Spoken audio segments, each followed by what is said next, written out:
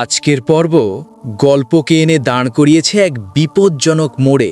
উজি এখন দুই দিকের মাঝে আটকে, একদিকে ভালোবাসা, অন্যদিকে দায়বদ্ধতা, আর মাঝখানে ভুলে যাওয়া এক সত্য।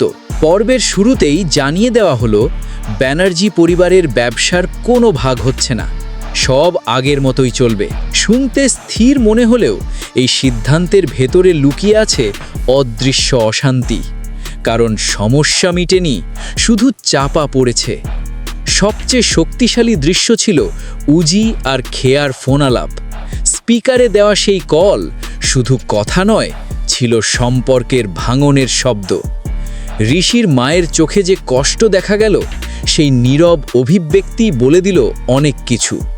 আর যখন ঋষি ফোন কেড়ে নিয়ে রাগ দেখালো, সেটা কি সত্যিকারের রাগ নাকি নিজের অপরাধবোধ লুকোনোর চেষ্টা?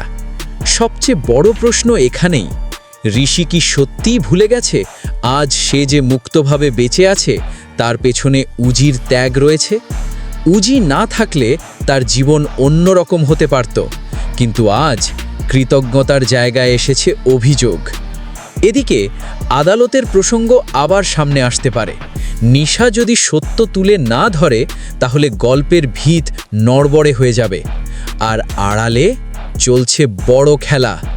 মিশমশাই নিঃশব্দে এমন চাল দিয়েছেন যাতে নিশা আর উজিকেই মূল অভিযুক্ত হিসেবে দেখানো যায়।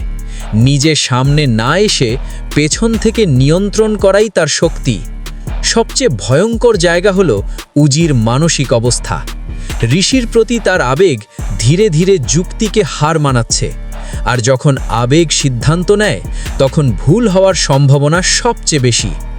উজি যদি ভালোবাসার চাপে কোনো আত্মত্যাগের সিদ্ধান্ত নেয়, তাহলে সেটা হয়তো মুক্তি নয়, বরং আরও বড় বিপদের শুরু। গল্প এখন দাঁড়িয়ে আছে এক প্রশ্নের সামনে। উজি কি দুই দিক সামলাতে গিয়ে শেষ পর্যন্ত দুই দিকই হারাবে, নাকি শেষ মুহূর্তে সে আবেগ নয় যুক্তিকে বেছে নেবে? আগামী পর্ব হতে চলেছে নির্ধারণকারী। আপনি কি মনে করেন?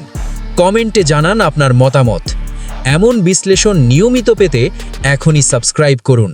পরের পর্বে আবার দেখা হবে।